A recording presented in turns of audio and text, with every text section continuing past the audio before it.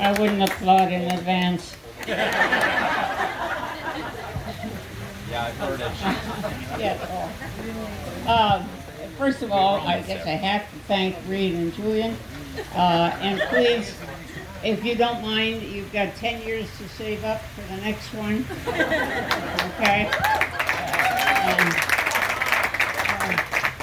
It's really hard to say thank you. I'm lucky to have them around me, with me, at almost all times. Maybe today isn't one of them, but, you know.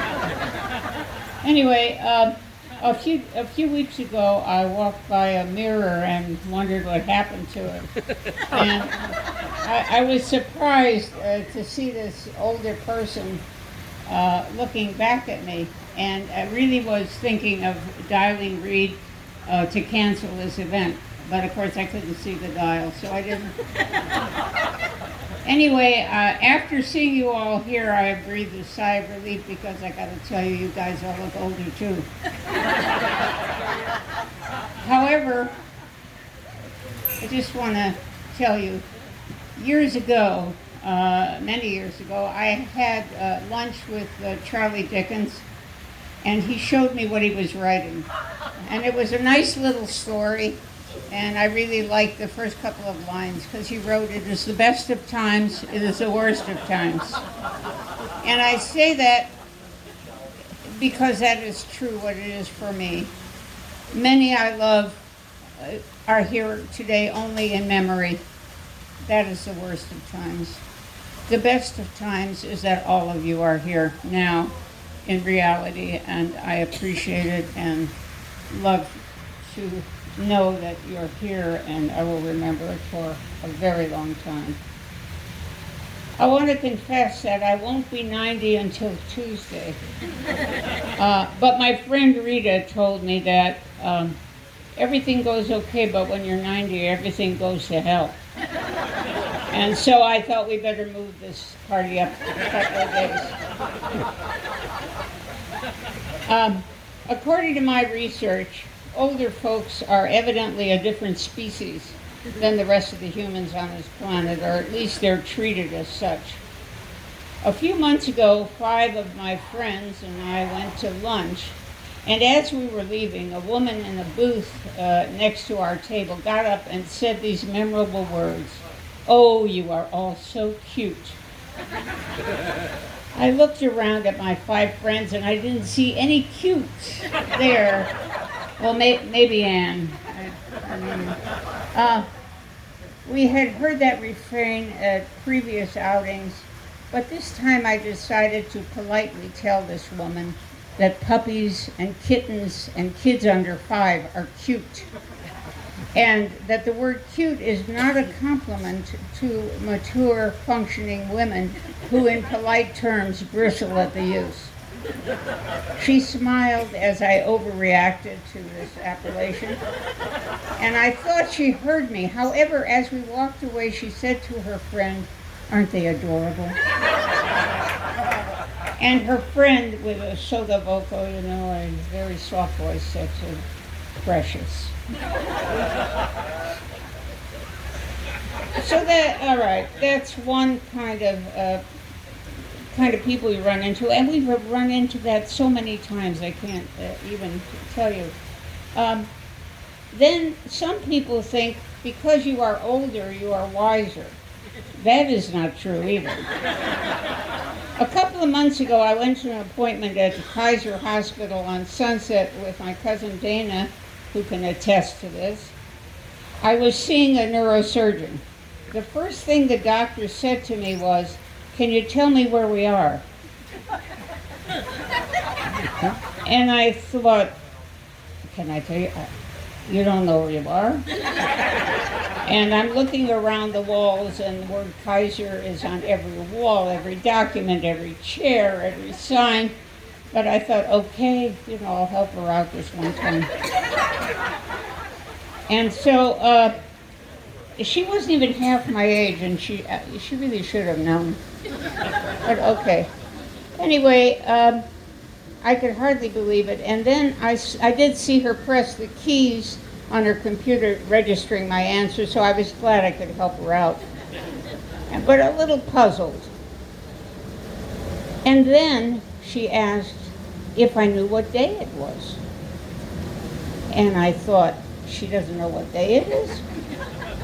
And I mean, there are only 7 days in the week. And you can forget Saturday and Sunday because they don't have office hours then. So you have 5 days left to memorize. And granted, they're not in alphabetical order. But they all have day at the end of them. So all you have to remember is that little couple of letters at the beginning. So I really couldn't figure that out. And then I also thought, you know what, if you know what day it was yesterday, I bet you could figure out what day it was today. And it seemed to me that these 5 days repeated themselves very often during the year. So it just seemed odd that she didn't get it. So anyway, at that point I was ready to bolt. But we were still there, and I figured, okay, you know, she knows something I don't know or whatever. And then the next thing she says is, what year is it? And I thought, you know what, you've had 8 months to memorize that one. And she didn't have it down. And so this just went on for a while, and I was wondering, what kind of a neurosurgeon is this? You know? Again, she put in the information, maybe so she could look at it each day. But I think not knowing the year was the coup de grace for me. I found that she wasn't the only one at Kaiser who didn't know where they were or what day it was. It seemed like about a dozen doctors over this last few months had the same problem. And for me it was a little distressing, but I like to write notes to people. So I wrote a letter to Kaiser suggesting that they look into the air quality and maybe there's a lack of oxygen coming through the pipes. I have not heard back yet. Then something changed my thinking about how older people are viewed. This was a real change. I was in Ralph's Market and I took out my wallet to get a credit card, and a teenage bagger saw my Pierce College student body card, and she said, "Oh, I go to Pierce College too." Pierce College has 20,000 students, but of the 20,000, 2,500 of them or more are in their program for advanced age students. I thought, uh-oh. She asked about what classes I was taking, and I asked what she was taking. She asked what my major was, and I said I majored in the pleasure of learning. And she wondered what it would be like to take a class for pleasure instead of as part of a required sequence. She had never heard of that possibility. This was a surprisingly satisfying conversation. When I picked up my bag and started to walk away, she said to me 4 words that I would embed anywhere on a plaque: "See you on campus."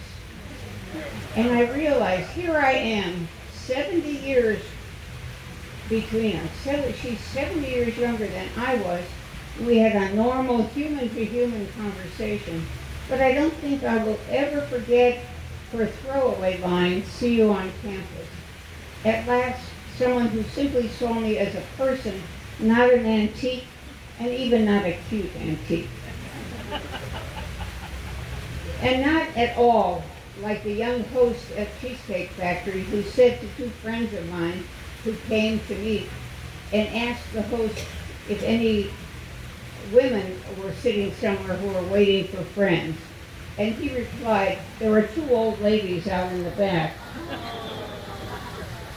It was us. I made a list of alternate descriptive words and mailed it to Cheesecake Factory. Well, yeah, I do that. I got a standard letter back that stated how happy they were and how they welcomed my input, nothing about what I had to say. It was a very unsatisfying response. They had no reference to my concern. And I glanced at the letter again and realized the letter started out with, "Dear Madam."